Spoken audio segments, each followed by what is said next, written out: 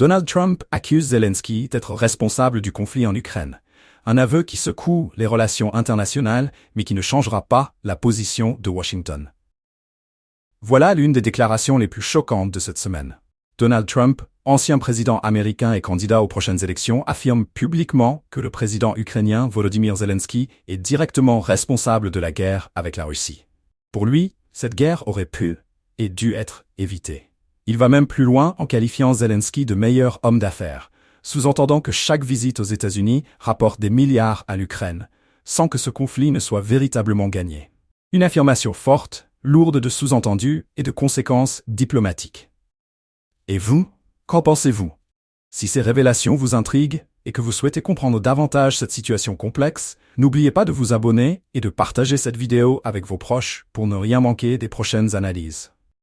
Ce n'est pas la première fois que Donald Trump adopte un ton critique à l'égard de la politique étrangère américaine. Mais cette fois, ses propos visent un allié clé de Washington dans le conflit russo-ukrainien.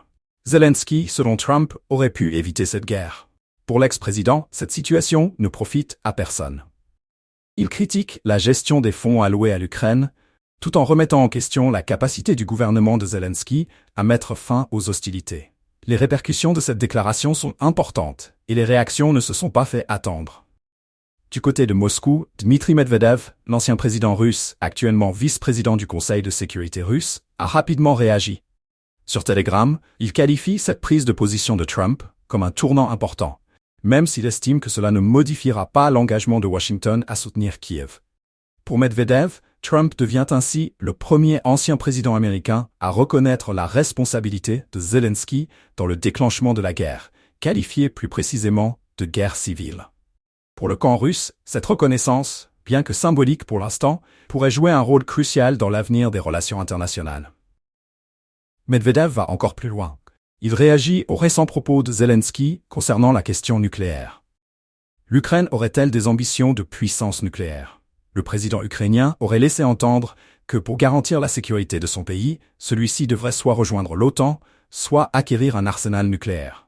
Ces propos, tenus lors d'une réunion à New York en septembre, ont suscité de vives réactions. Quelques heures après, Zelensky avait tenu à clarifier sa position, affirmant qu'il n'avait jamais parlé de préparatifs visant à développer des armes nucléaires.